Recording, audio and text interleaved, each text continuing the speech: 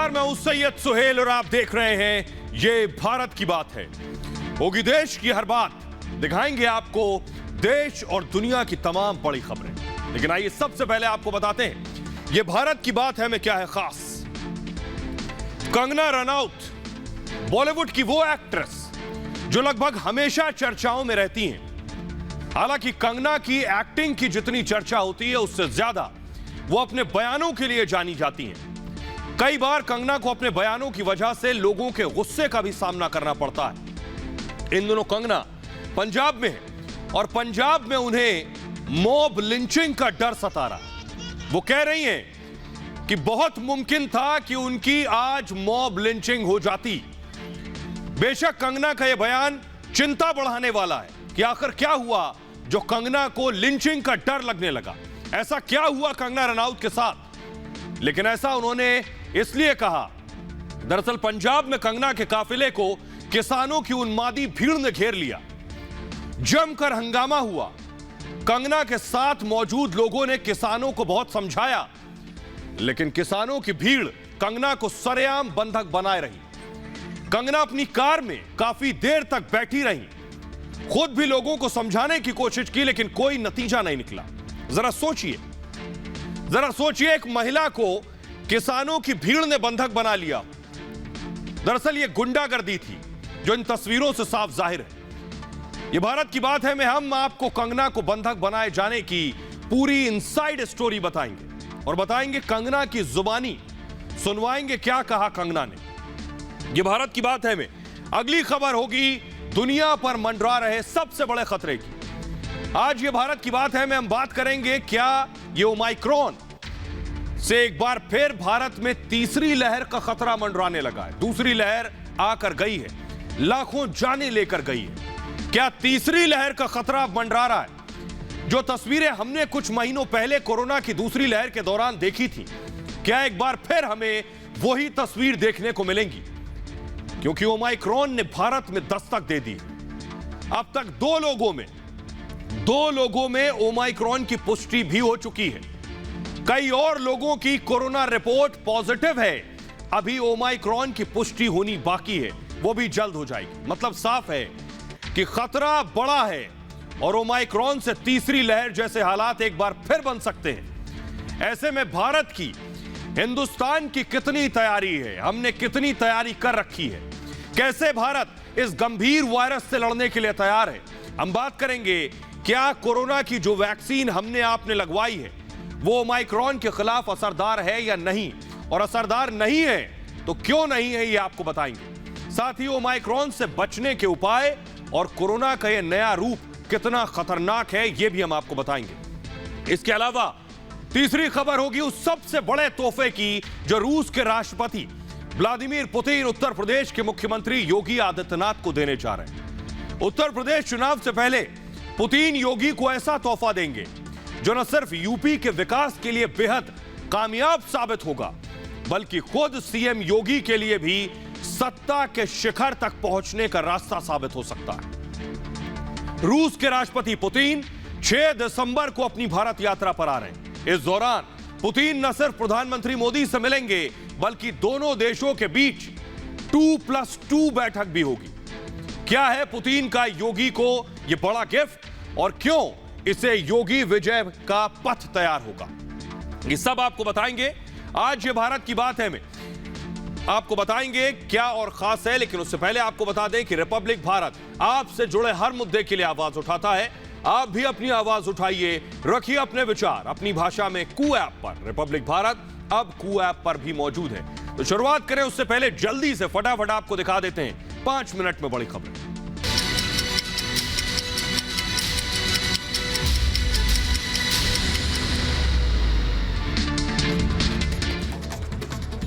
हरियाणा के सीएम मनोहर लाल खट्टर से मिले किसान नेता गुरनाम सिंह चढ़ूनी। खट्टर के आवास पर हुई मुलाकात, आंदोलन से जुड़े मुद्दों पर हुई बात। कई किसान नेताओं के साथ सीएम से मिलने पहुंचे थे चढ़ूनी। संसद में कृषि मंत्री नरेंद्र सिंह तोमर का बयान, कहा किसानों की आमदनी बढ़ी, नई योजनाओं का किसानों को मिला लाभ। अब तक 11 करोड़ 50 लाख किसानों को मिला लाभ। 1,60,000 किसानों के खाते में सीधे पहुंच रहे रुपए। कल संयुक्त किसान मोर्चा की बड़ी बैठक में तय होगी किसान आंदोलन की आगे की रणनीति। 6 सूत्रीय मांगों पर अड़ा किसान मोर्चा। पंजाब के कई किसान संगठन जल्द आंदोलन खत्म करने का कर सकते हैं ऐलान। विपक्ष के हंगामे के बाद संसद के दोनों सदन स्थगित। लोकसभा और राज्यसभा की कार्रवाई अब 6 दिसंबर को होगी। सोमवार तक बनेगी बात या फिर स्थगित होगा सदन। विपक्ष के रुख पर सब होगा निर्भर। कोरोना पर लोकसभा में चर्चा के दौरान स्वास्थ्य मंत्री मनसुख मांडविया ने कहा 19 राज्यों में से सिर्फ पंजाब ने दिया ऑक्सीजन से मौत का आंकड़ा। पंजाब में 4 लोगों की हुई ऑक्सीजन से मौत। कोरोना के समय भी लोगों ने राजनीति की। बेंगलुरु में बढ़ते कोरोना मामलों पर सरकार सख्त। मॉल में एंट्री के लिए कोरोना की दोनों डोज लगवाना जरूरी। सिनेमा, थिएटर और कॉलेज जाने के लिए भी दोनों डोज अनिवार्य। दिल्ली के एलएनजेपी हॉस्पिटल में 12 ओमाइक्रॉन संदिग्धों को किया गया भर्ती। 10 की रिपोर्ट आई पॉजिटिव, 2 की रिपोर्ट का इंतजार। 10 संदिग्धों के सैंपल जीनोम सीक्वेंसिंग की जांच के लिए भेजे गए। राजस्थान में भी ओमाइक्रॉन के लेकर खतरा बढ़ गया है। जयपुर के 2 परिवारों के 9 लोग संक्रमित मिले। 9 में से 4 लोग हाल ही में साउथ अफ्रीका से लौटे थे। संक्रमितों में 2 बच्चे भी शामिल। संक्रमितों के सैंपल की जीनोम सीक्वेंसिंग की जांच की जा रही। महाराष्ट्र में विदेश से लौटे 28 लोग कोरोना संक्रमित मिले हैं। जांच के लिए भेजे गए सैंपल। स्वास्थ्य मंत्री राजेश टोपे ने दी जानकारी। कांग्रेस नेता राहुल गांधी ने किसानों की मौत पर केंद्र सरकार को घेरा। कहा सरकार के पास किसानों की मौत का आंकड़ा नहीं। सरकार कह रही है बिना आंकड़े मुआवजा कैसे दे। रिपब्लिक से एक्सक्लूसिव बातचीत में अखिलेश यादव ने बीजेपी को घेरा। महंगाई और बेरोजगारी का उठाया मुद्दा। बीजेपी को बताया नाकाम। का एक रंग को हटाने के लिए सभी दलों को साथ जोड़कर बना रहे सुंदर गुलदस्ता।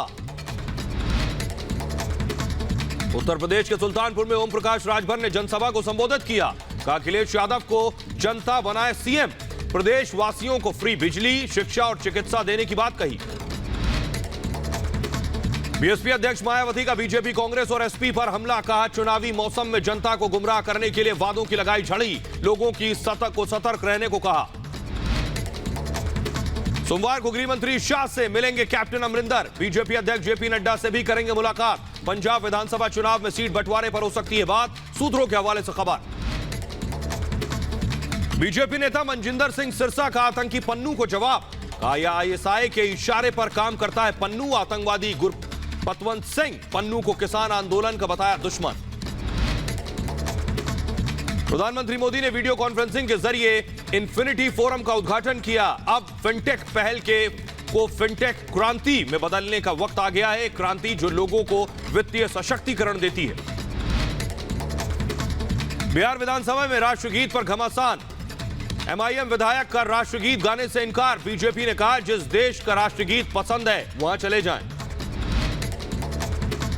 बिहार के मुजफ्फरपुर आए हॉस्पिटल के खिलाफ एफआईआर दर्ज। ब्रह्मपुरा थाना अस्पताल में प्रबंधक, सर्जन, नर्सिंग स्टाफ के खिलाफ दर्ज हुआ लापरवाही का केस।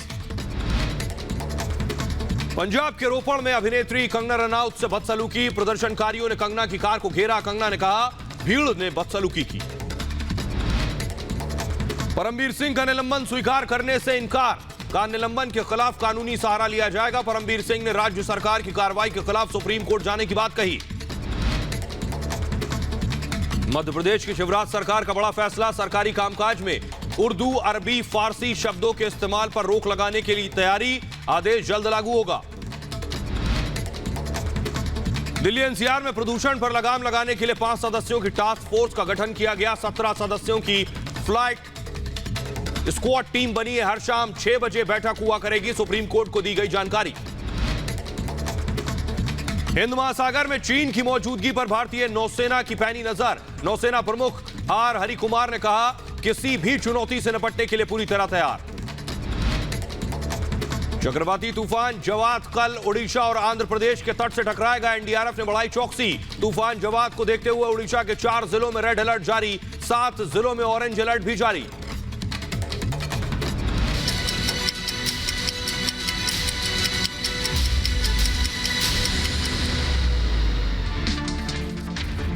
और शुरुआत कर रहे हैं आज की एक बड़ी खबर के साथ। एक्ट्रेस कंगना रनौत आज एक बुरी मुश्किल में फंस गई। कंगना ने कहा हालात ये थे कि मेरी लिंचिंग हो सकती थी, मुझे लोग पीट पीट कर मार सकते थे। तस्वीरें देखिए, एम्बियंस के साथ दिखाऊं जरा। कंगना का कैसे घिराव किया। फुल स्क्रीन जरा तस्वीरें दिखाऊं। किसानों के झंडे लिए हुए एक्ट्रेस कंगना रनौत की गाड़ी को घेर लिया है। यह देखिए जरा, सुनिए जरा।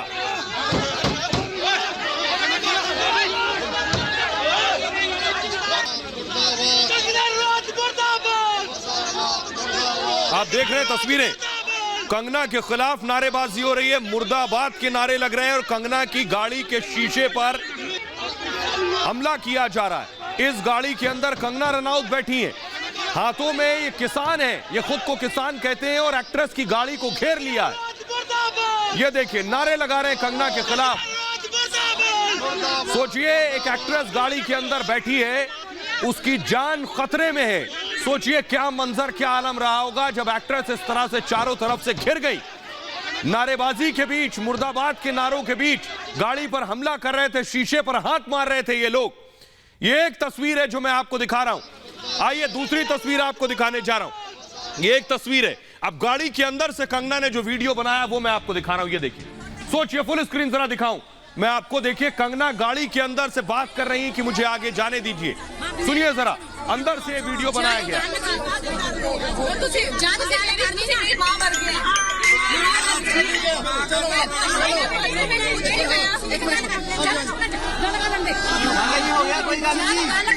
सोचिए जरा, कंगना रनौत को चारों तरफ से घेर रखा है। अब अंदाजा लगाइए वहां क्या स्थिति रही होगी। कंगना रनौत को चारों तरफ से घेर लिया। कंगना दरअसल मनाली से चंडीगढ़ जा रही थी फ्लाइट पकड़ने के लिए, मुंबई के लिए फ्लाइट पकड़नी थी उन्हें, और इस तरह उन्हें घिराव कर लिया गया उनकी गाड़ी के शीशे पर हमला किया गया। और कंगना ने यहां तक कहा कि उनकी आज जान तक जा सकती थी, हालात ऐसे बन गए थे।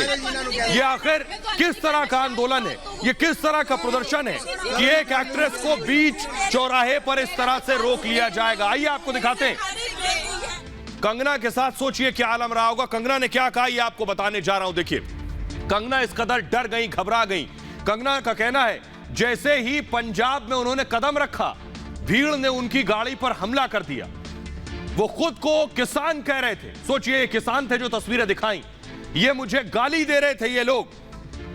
सिक्योरिटी होने के बावजूद मेरे साथ ये सब हो रहा था, ये कंगना ने कहा। सोचिए तस्वीरें डरा देने वाली हैं। भीड़ मुझसे माफी मांगने को कह रही थी, भीड़ कह रही थी माफी मांगो। मेरे साथ सरेआम मॉब लिंचिंग हो रही थी। लेकिन सवाल यह है कि सोचिए पुलिस ना होती तो क्या होता। मैं कोई नेता नहीं हूं, कंगना ने कहा, और ना ही कोई पार्टी चलाती हूं। आइए अब आपको मैं सुनवाने जा रहा हूं। कंगना रनौत ने खुद वहां से डरी सहमी कंगना ने वीडियो बनाया जो आज हालत थे उनकी लिंचिंग तक हो सकती थी। सुनिए जरा। इस देश में ये इस तरह का मॉब लिंचिंग हो रहा है सरेआम। अगर मेरे साथ सिक्योरिटी ना हो तो क्या हालात होंगे यहाँ पे और किस तरह से चीजें होंगी। It is unbelievable, the situation here is unbelievable. इतनी सारी पुलिस है फिर भी मेरी गाड़ी को निकलने नहीं दिया जा रहा है। क्या मैं कोई पॉलिटिशियन हूँ? क्या मैं कोई पार्टी चलाती हूँ? What is this behaviour?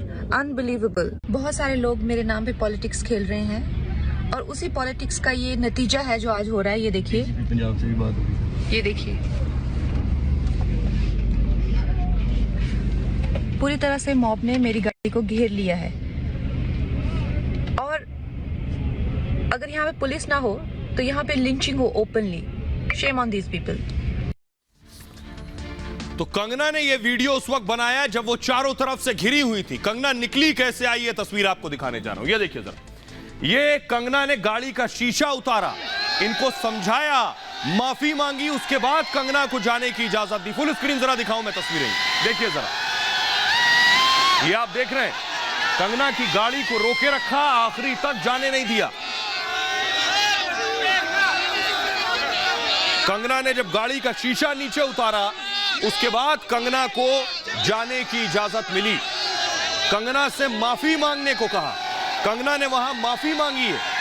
उसके बाद देखिए कैसे शोर हुआ जब कंगना ने माफी मांगी, हाथ हिलाया। उसके बाद इन लोगों ने जाने की इजाजत दी।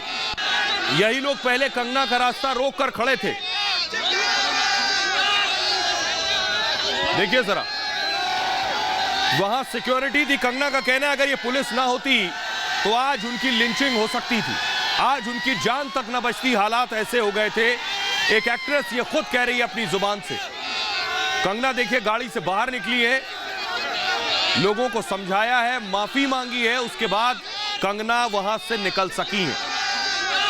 कंगना ने दरअसल लगातार किसानों के नाम पर जो आतंक मचा रहे थे, जो खालिस्तानी शामिल थे, उन पर हमला किया था, इसलिए कंगना को रोका गया।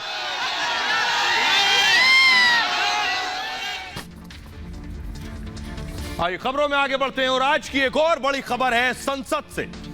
संसद में अब तक धरना वो सांसद दे रहे थे जो निलंबित थे। आज बीजेपी के सांसद भी धरने पर आ गए, तो संसद में धरना बनाम धरना शुरू हो गया। ये तस्वीर मैं दिखा रहा हूं, 12 निलंबित सांसद जो धरना दे रहे थे। लेकिन दिलचस्प यह हुआ कि बीजेपी के सांसद भी आज वहां धरना देने पहुंच गए। दूसरी तस्वीर दिखाऊं जरा, बीजेपी के सांसदों के हाथ में तख्तियां हैं। क्या ये लोकतांत्रिक है? तख्तियों पर जो सांसद हंगामा कर रहे थे वो तस्वीरें लगी हुई हैं। यानी जिन सांसदों का निलंबन हुआ वो कह रहे थे ये लोकतंत्र की हत्या हुई है, हमें लोगों की आवाज उठाने के लिए निलंबित किया गया है। लेकिन बीजेपी के सांसद आज पूछ रहे थे प्ले कार्ड के साथ कि आपने जो हंगामा किया, संसद में उधम काटा, आपने जो काम किया, क्या वो लोकतांत्रिक था? देखिए रिपोर्ट।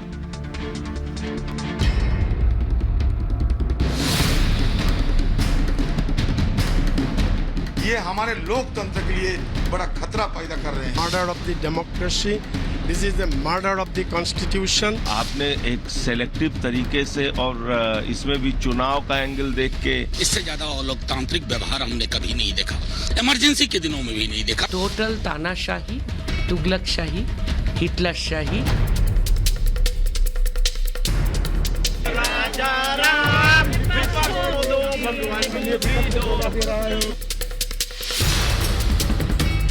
संसद में उधम करने की 12 सांसदों को सजा मिली, पूरे शीत सत्र के लिए संसद से बाहर कर दिए गए। अब लोकतंत्र की दुहाई देकर 5 दिन से बाहर ही खड़े हैं गांधी प्रतिमा के सामने। डर इतना बढ़ गया कि वो इधर तक आ गए। वो तो नाथूराम गडसे के पुजारी है, गांधी का सोच में आया कैसे? ये डराने धमकाने का, आके यहाँ पे चिल्लाने जमलाने का, इससे कोई डरने वाला नहीं है। ये धरना जारी रहेगा जब तक सस्पेंशन रिवोक नहीं होगा। हम लोग पीसफुल धरना यहाँ बैठे हुए हैं, जो 12 निलंबित सांसद हैं, और यहाँ आकर गुंडागर्दी करना ये क्या दर्शाता है कि इन लोगों को प्रजातांत्रिक मूल्यों में विश्वास नहीं है। क्यों आना था बीजेपी के हमारे सांसदों को यहाँ पर आकर के जिस तरह का व्यवहार उन्होंने किया है ना, ये उचित नहीं है। लेकिन विपक्ष को असली गांधीगिरी दिखाने आज बीजेपी के सांसद भी संसद से बाहर निकल आए। हाथों में लोकतंत्र की तख्ती लिए विपक्ष को लोकतंत्र का पाठ पढ़ाया कि संसद में हंगामा काटना भी लोकतंत्र नहीं है। वो लोकतांत्रिक प्रोसेस को कहीं ना कहीं दबाना चाहते हैं और हम डेमोक्रेसी को जिंदा रखना चाहते हैं, लेकिन वो चाहते हैं सदन का बहिष्कार करें, सदन को ना चलने दें। आज वो जो धरना दे रहे हैं, लोकतंत्र की रक्षा की मांग कर रहे हैं। लोकतंत्र तोड़ने वालों को उनको सद्बुद्धि दे, इसी नाते ये मार्च हम लोगों ने निकाला है। लोकतंत्र चलता है सद्बुद्धि से, और अगर बुद्धि भ्रष्ट हो जाए और उस पे लोकतंत्र की मर्यादा को तार तार करने पे लोग उतारू हो जाए, तो उन्हें एक याद दिलाने का हम कुछ सांसदों ने प्रयास किया है। संसद में इस तकरार के बीच कल संसद के बाहर सपा सांसद जया बच्चन निलंबित सांसदों को चॉकलेट बांटती भी दिखी थी। बहरहाल आगे बढ़ते हैं। आज की एक और बड़ी खबर आपको जो बताने जा रहे हैं, और दिलचस्प खबर है, वो खबर है कि पुतिन से डील, योगी को तोहफा। 6 तारीख को यानी 6 दिसंबर को रूस के राष्ट्रपति व्लादिमीर पुतिन भारत आ रहे हैं, और भारत आने के बाद ऐसी डील होगी जो योगी के लिए एक बड़ा गिफ्ट होगा, और यह गिफ्ट पाकिस्तान और चीन के लिए भी खतरा है। देखिए जरा।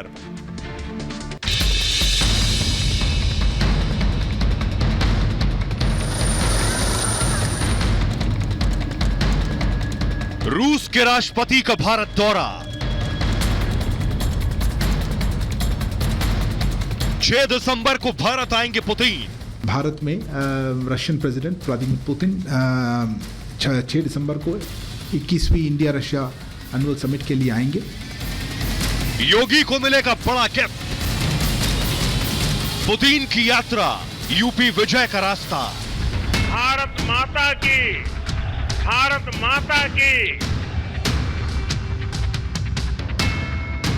रूस के राष्ट्रपति व्लादिमीर पुतिन 3 साल के बाद पहली बार किसी द्विपक्षीय दौरे पर अपने देश से बाहर निकलेंगे और सीधे भारत में लैंड करेंगे। पुतिन के इस दौरे से उत्तर प्रदेश के सीएम योगी आदित्यनाथ का भी ताल्लुक है। पुतिन भारत में होंगे और एक बड़ी डील भारत के साथ फाइनल होगी। यह करार है दुश्मन को खाक में मिला देने वाली राइफल AK-203 खरीदने का, जो भारत ने रूस के साथ किया है। और यह गिफ्ट योगी आदित्यनाथ के उत्तर प्रदेश को मिलेगा। यूपी के अमेठी में ही यह राइफल बनाई जाएगी। मैं अपने और भारत के बहुत करीबी दोस्त राष्ट्रपति पुतिन का इस साझेदारी के लिए बहुत बहुत आभार व्यक्त करता हूं। योगी के अमेठी को पुतिन की यह सौगात पूरी दुनिया में अमेठी का नाम करेगी और ये राइफल मेड इन अमेठी कहलाएगी। मोदी है, अब मेड इन अमेठी, ये मेड इन अमेठी AK-203 राइफलों से आतंकियों और नक्सलियों के साथ होने वाली मुठभेड़ों में हमारे सैनिकों को निश्चित रूप से बहुत बढ़त मिलने वाली है। इतना ही नहीं, कुछ वक्त पहले उत्तर प्रदेश के मुख्यमंत्री योगी आदित्यनाथ ने एक सुपरसोनिक फैसला भी किया था, जिसके तहत भारत का ब्रह्मास्त्र कहे जाने वाली next generation BrahMos missile Uttar Pradesh में ही बनेगी। आपको बता दें कि Bharat next generation BrahMos missile का निर्माण रूस के साथ मिलकर ही कर रहा है। देश के अंदर रक्षा क्षेत्र में आत्मनिर्भरता के लक्ष्य को प्राप्त करने के लिए उत्तर प्रदेश का डिफेंस मैन्युफैक्चरिंग कॉरिडोर इस दिशा में तेजी के साथ न केवल रक्षा क्षेत्र में भारत की आत्मनिर्भरता को, बल्कि उत्तर प्रदेश में रोजगार और नौकरी की ढेर सारी संभावनाओं को आगे बढ़ाने का कार्य भी कर रहा है। ऐसे में ये दोनों प्रोजेक्ट न सिर्फ भारतीय सेना की शक्ति को दोगुना करेंगे, बल्कि उत्तर प्रदेश को भी रक्षा क्षेत्र में एक नए मुकाम तक ले जाएंगे। आइए अब आपको बताने जा रहा हूं योगी आदित्यनाथ को पुतिन का जो एक गिफ्ट मिलेगा, इस गिफ्ट की खासियत क्या है। आखिर इस गिफ्ट से उत्तर प्रदेश की सूरत कैसे बदलने वाली है, यह आपको दिखाने जा रहा हूं। देखिए जरा, उत्तर प्रदेश को यह बड़ा तोहफा देंगे पुतिन। ये आपके सामने आ गया। देखिए जरा, बीच में जो आप राइफल घूमते हुए देख रहे हैं, यही है AK-203। उस तरफ पुतिन आपको नजर आ रहे हैं और ये बगल में योगी आदित्यनाथ। रूस और भारत के बीच दरअसल समझौता हुआ। यह समझौता है इसी राइफल का, AK-203। 5,000 करोड़ की ये डील होगी, 5,000 करोड़ की डील। इस डील के तहत ये जो राइफल आप देख रहे हैं पुतिन और योगी के बीच में, AK-203, ये राइफल हिंदुस्तान रूस से लेने वाला है। अब दिलचस्प बात क्या है, इससे योगी का क्या ताल्लुक है, ये आपको बताएंगे। मूव करेंगे इसे। उत्तर प्रदेश के अमेठी में ये जो AK-203 आप देख रहे हैं, ये कहीं और नहीं, उत्तर प्रदेश के अमेठी में बनेगी। अमेठी में AK-203 की फैक्ट्री लगेगी और 7,50,000 यानी 7.5 लाख राइफल अमेठी में बनेगी। और उसके बाद मेक इन इंडिया के तहत इसका निर्माण होगा। मेड इन अमेठी कहलाएगी। रूसी कंपनियां अमेठी में AK-203 बनाएंगी और 32 महीने के बाद इसे सेना को सौंप दिया जाएगा। और इंसास राइफल का नाम आपने सुना होगा, इंसास की जगह लेगी ये AK-203। आइए इसकी तस्वीर मैं आपको दिखाने जा रहा हूं, बेहद दिलचस्प तस्वीर है। इसके साथ साथ आपको चीन की राइफल की तस्वीर भी दिखाऊंगा, इसकी खासियत और चीन की राइफल की खासियत भी बताऊंगा। देखिए जरा, ये आप देख रहे हैं AK-203, ये है ये रूस की राइफल। दूसरी तस्वीर दिखाऊं, ये है चीन की। ये जो आप देख रहे हैं ये चीन की राइफल है, इसका नाम है QBZ-95। चीनी सैनिकों के पास ये QBZ-95 होती है, लेकिन भारतीय सैनिकों के पास होगी AK-203। आइए अब आपको बताता हूं, भारतीय सैनिकों के पास जब AK-203 होगी तो क्या चीनी सैनिकों के पास जो राइफल है उसकी तुलना में भारतीय सैनिकों की राइफल कितनी ताकतवर होगी। देखिए जरा, आपको दिखाने जा रहे हैं, ये देखिए कैम 2 पे मैं आपको दिखाने जा रहा हूं। ये है आपके सामने राइफल। देखिए जरा, भारत को जो राइफल मिलने वाली है उसका नाम है AK-203। चीनी जवानों के पास जो राइफल होती है वो है QBZ-95।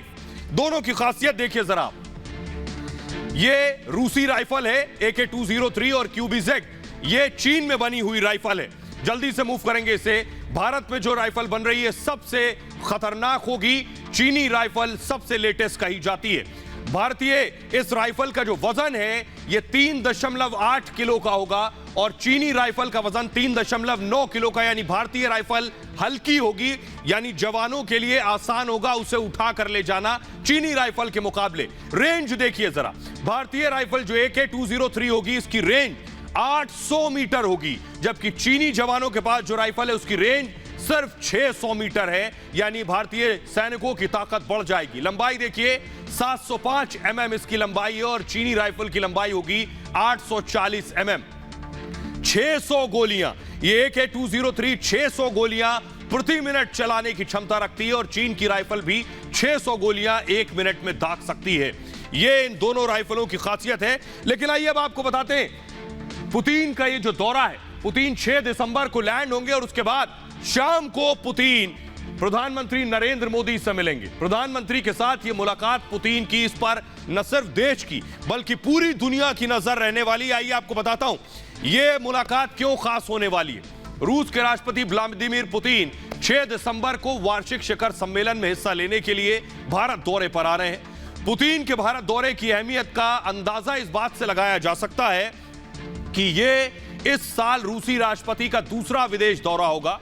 कोरोना वायरस के खतरे की वजह से पुतिन विदेश यात्रा से परहेज कर रहे हैं और इससे पहले साल 2019 में प्रधानमंत्री मोदी रूस के व्लादिवोस्तोक शहर गए थे। भारत ने उस समय पूर्वी रूस के विकास में भारतीय बिजनेस भागीदारी को बढ़ावा देने के लिए $1 बिलियन के सॉफ्ट क्रेडिट लाइन का ऐलान किया था।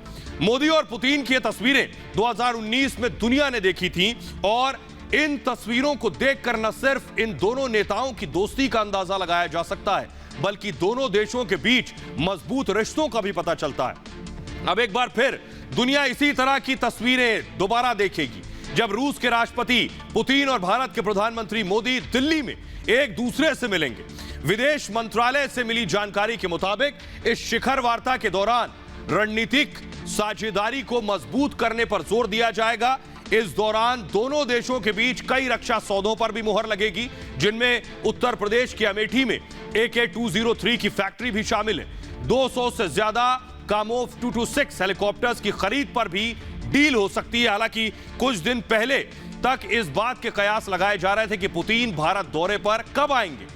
दोनों ही देश इस यात्रा के बारे में कुछ भी कहने से बच रहे थे, लेकिन अब 6 दिसंबर को रूस के राष्ट्रपति पुतिन भारत यात्रा पर आ रहे हैं, लेकिन वो अकेले नहीं होंगे। राष्ट्रपति पुतिन के इस एक दिवसीय दौरे पर उनके साथ रूस के विदेश मंत्री सर्गेई लावरोव और रक्षा मंत्री सर्गेई शोगुई भी मौजूद होंगे। दरअसल भारत और रूस के बीच इस दौरान 2+2 बैठक होगी और इस 2+2 बैठक में रूस के विदेश मंत्री सर्गेई लावरोव और भारत के विदेश मंत्री एस जयशंकर के बीच बैठक होगी। साथ ही रूस के रक्षा मंत्री और भारत के रक्षा मंत्री राजनाथ सिंह के बीच भी मुलाकात होगी। यही है 2+2 बातचीत। और इस मुलाकात में आपको बताऊं कि S-400 पर भी बात हो सकती है। वो मिसाइल डिफेंस सिस्टम जो भारत रूस से ले रहा है, यह है उसकी तस्वीर।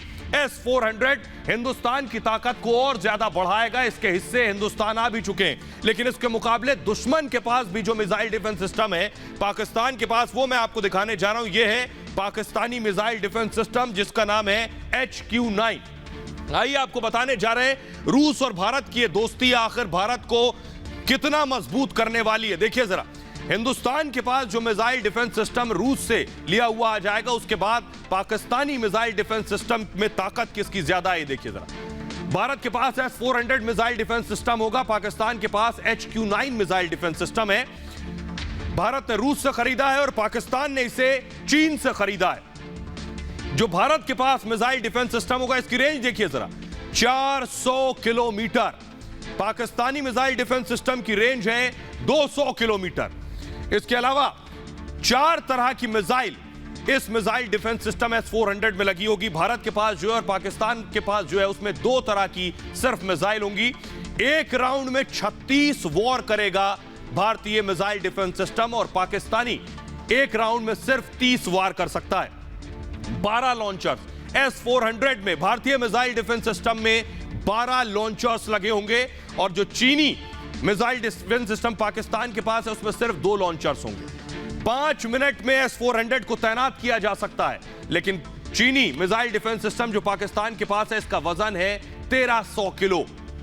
ये तुलना के लिहाज से भारतीय मिसाइल डिफेंस सिस्टम कहीं बेहतर है, इसलिए पुतिन का भारत आना बहुत अहमियत रखता है। बहरहाल आगे बढ़ते हैं। आज की एक और बड़ी खबर यह है और हमारे और आपसे जुड़ी है, वो ये कि ओमाइक्रॉन से क्या तीसरी लहर की संभावना है। दूसरी लहर डेल्टा वेरिएंट से आई और उसने हिंदुस्तान नहीं पूरी दुनिया में लाखों जानें ले ली, लगभग 50 लाख जानें ले ली। आइए सबसे पहले आपको बताने जा रहे हैं जिस दूसरी लहर जिस डेल्टा वेरिएंट से आई थी उससे कितना खतरनाक ये ओमाइक्रॉन है। जरा आप इस ग्राफिक्स के जरिए बखूबी समझ सकते हैं। 1 सेकंड में आपको पता चल जाएगा। दूसरी लहर हमने सबने देखी है, लेकिन ये ओमाइक्रॉन देखिए जरा। डेल्टा वेरिएंट 24 अक्टूबर 2020 में इसका पहला केस आया था और ओमाइक्रॉन का 24 नवंबर 2021 को पहला केस आया। 163 देशों तक डेल्टा वेरिएंट फैल गया था। 10 दिन में 33 देशों में फैल गया है ओमाइक्रॉन। डेल्टा 6 से 7 लोगों में फैल सकता था, लेकिन ओमाइक्रॉन देखिए 35 से 45 लोगों में फैल सकता है ये नया वायरस। इसके अलावा देखिए डेल्टा से 99% केस के लिए डेल्टा जिम्मेदार था और अब तक ओमाइक्रॉन से सिर्फ 10 दिन में 400 केस सामने आ चुके हैं। डेल्टा दुनिया भर में करीब 50 लाख मौतें हुई हैं, सोचिए जरा। और ओमाइक्रॉन डेल्टा के मुकाबले 600 गुना ज्यादा ताकतवर है। भारत में पहली बार डेल्टा सामने आया था, ओमाइक्रॉन साउथ अफ्रीका से फैला था। केवल 2 ही म्यूटेशन हुए थे डेल्टा में। ओमाइक्रॉन में देखिए जरा, अब तक 50 म्यूटेशन हो चुके हैं ओमाइक्रॉन से। डेल्टा में स्पाइक प्रोटीन में 18 म्यूटेशन यानी 18 बार बदलाव हुआ था, लेकिन 30 म्यूटेशन स्पाइक प्रोटीन में है ओमाइक्रॉन में। और इधर देखिए जरा, डेल्टा में वैज्ञानिक नाम इसका B1617 और B1618 है और ओमाइक्रॉन का वैज्ञानिक नाम है B11529। इसके अलावा जल्दी से मूव करेंगे इसे। वैक्सीन 81% कारगर है डेल्टा पर और ओमाइक्रॉन में वैक्सीन के असर पर फिलहाल रिसर्च जारी है। डेल्टा में स्वाद या गंध चली जाती है, इसके सिम्टम्स हैं, लेकिन ओमाइक्रॉन में स्वाद या गंध नहीं जाती है। आइए अब आपको बताने जा रहा हूं कि ओमाइक्रॉन को लेकर दुनिया के बड़े बड़े एक्सपर्ट्स क्या कह रहे हैं, विशेषज्ञ क्या कह रहे हैं, यह जानिए। आखिर एक्सपर्ट्स की राय बहुत इंपॉर्टेंट है। दुनिया के जो शोधकर्ता हैं, जो ओमाइक्रॉन को बहुत नजदीक से जानते हैं और समझते हैं, वो क्या कह रहे हैं। उनमें सबसे पहले देखिए डॉक्टर फाउची को आप देख रहे हैं। ये जो बाइडेन के, अमेरिका के राष्ट्रपति के व्हाइट हाउस के एडवाइजर हैं, अमेरिका के बड़े संक्रमण रोग विशेषज्ञ हैं एंथनी फाउची। ओमाइक्रॉन से सावधान रहने को कहा है फाउची ने। इसके अलावा ओमाइक्रॉन के म्यूटेशन को लेकर वो हैरान है, जिस तरह से बदल रहा है और डेल्टा से ज्यादा खतरनाक हो सकता है, यह फाउची का कहना है। बूस्टर शॉट पर जोर दे चुके हैं, यानी बूस्टर डोज देने की जरूरत है। इसके अलावा मैं आपको दिखा रहा हूं अगले जो एक्सपर्ट हैं, वो है डॉक्टर सौम्या स्वामीनाथन, WHO की चीफ साइंटिस्ट हैं। वैक्सीन ले चुके लोग ओमाइक्रॉन से संक्रमित हुए हैं, उनको उनकी टेंशन इस बात को है डेल्टा से तेजी से ये ओमाइक्रॉन फैल रहा है और ओमाइक्रॉन को लेकर अभी ज्यादा रिसर्च नहीं हुई है, उनका कहना है।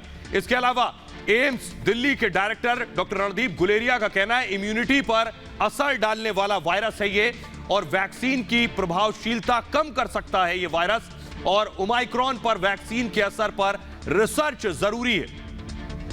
अगले जो एक्सपर्ट हैं डॉक्टर रमन, उनका कहना है हल्के लक्षणों को रोका नहीं जा सकता है। मूव करेंगे इसे जल्दी। वेरिएंट लगातार आते रहेंगे और संक्रमित होने पर अस्पताल में एडमिट होने की जरूरत नहीं है। नए वेरिएंट पर फिलहाल ज्यादा जानकारी नहीं है, उनका कहना है। आइए अब मैं आपको सुनवाने जा रहा हूं डॉक्टर एंजलिक को। डॉक्टर एंजलिक वो हैं जिन्होंने सबसे पहले ओमाइक्रॉन का पता लगाया था। सुनिए जरा एक बार उनको। I must say that when I made the diagnosis of the patient, I was actually shocked because I didn't expect it, and I was thinking, what are we going to do again?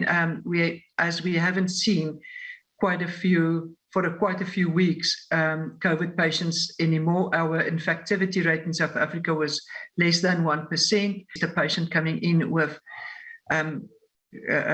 symptoms that was not typical of a normal viral infection. And also, I thought that maybe it can be a viral infection, but let me just double check. And then when we tested, it was. और आइए अब आपको बताने जा रहा हूं कि आखिर वैक्सीन क्यों बेअसर है। जो वैक्सीन आपने लगवाई है, आखिर उस वैक्सीन का असर क्यों नहीं होगा ओमाइक्रॉन पर, क्या वजह है, देखिए जरा। आपको बताने जा रहा हूं वजह। ओमाइक्रॉन में दरअसल 50 म्यूटेशन सामने आए हैं। 50 बार यह वायरस बदल चुका है। अकेले स्पाइक प्रोटीन पर 30 से अधिक म्यूटेशन हो गए। यानी जो आगे कांटे देख रहे हैं वायरस के आप, ये कांटों को ही स्पाइक प्रोटीन बोलते हैं और ये लगातार बदल रहे हैं। मौजूदा वैक्सीन क्या करती है, 30 म्यूटेशन तक ही कारगर है, लेकिन इसके 50 हो चुके हैं। नया वेरिएंट इम्यूनिटी को मात देने में सक्षम है, जो नया वेरिएंट है, और डबल डोज ले चुके लोग भी ओमाइक्रॉन से संक्रमित हो रहे हैं और बूस्टर डोज ले चुके लोग भी ओमाइक्रॉन के शिकार हो रहे हैं। म्यूटेशन की वजह से स्पाइक प्रोटीन का स्ट्रक्चर बदल गया है। मॉडर्ना ने माना है कि मौजूदा वैक्सीन नए वेरिएंट पर कम प्रभावी है। लेकिन आइए बताते हैं आखिर अब होगा क्या, अब क्या हो सकता है, इस वायरस से कैसे लड़ा जाएगा। ओमाइक्रॉन के म्यूटेशन के हिसाब से वैक्सीन बनानी होगी और इस वैक्सीन को बनाने में ज्यादा समय नहीं लगेगा और वैक्सीन के स्ट्रक्चर को बदलने में ज्यादा वक्त नहीं लगता है। कुछ महीनों में नया वैक्सीन आ सकता है, यह मानना है एक्सपर्ट्स का। मॉडर्ना ने 2022 तक नई वैक्सीन लाने की बात कही है कि वो जल्द से जल्द नई वैक्सीन ला सकते हैं। आइए अब आपको दिखाने जा रहे हैं कि भारत को आखिर कितना खतरा है। देखिए जरा, जल्दी से मैं दिखाऊंगा। भारत को खतरा इसलिए कि भारत में ओमाइक्रॉन के अब तक 2 केस सामने आए और दिल्ली के एलएनजेपी में 12 ओमाइक्रॉन संदिग्ध भर्तियों। फुल स्क्रीन इस ग्राफिक्स को जल्दी से लेंगे। 10 की रिपोर्ट कोरोना पॉजिटिव आई थी और मूव करेंगे इसे। 10 की रिपोर्ट को सभी 12 संदिग्ध अलग अलग देशों से आए। आइए अब आपको दिखाने जा रहा हूं दूसरी तस्वीर। अगली तस्वीर में आपको दिखाने जा रहा हूं बोरिस जॉनसन ने बूस्टर डोज लिया। ये देखिए जरा, ये तस्वीर दिखा रहा हूं ब्रिटेन के राष्ट्राध्यक्ष बोरिस जॉनसन, जिन्होंने बूस्टर डोज लिया। फुल स्क्रीन तस्वीरें मैं दिखा रहा हूं। यानी सोचिए, ओमाइक्रॉन की वजह से बूस्टर डोज की जरूरत आन पड़ी है कि बूस्टर डोज अब जरूरी हो गई है। बोरिस जॉनसन को आप देख रहे थे और यही कह रही हैं यहां भी मौजूद कंपनियां कि बूस्टर डोज का क्या वक्त आ गया है, देश के लोगों को बूस्टर डोज लगना चाहिए। आइए आपको बताते हैं कि हिंदुस्तान कितना तैयार है, आप और देश की तैयारी कितनी है, यह आपको दिखाने जा रहे हैं। देखिए जरा, ओमाइक्रॉन पर सरकार फिलहाल एक्शन में है। सरकार का एक्शन यह है कि एयरपोर्ट, बंदरगाहों पर पैनी नजर रखी जा रही है। विदेश से आए लोगों की आरटीपीसीआर जांच की जा रही है।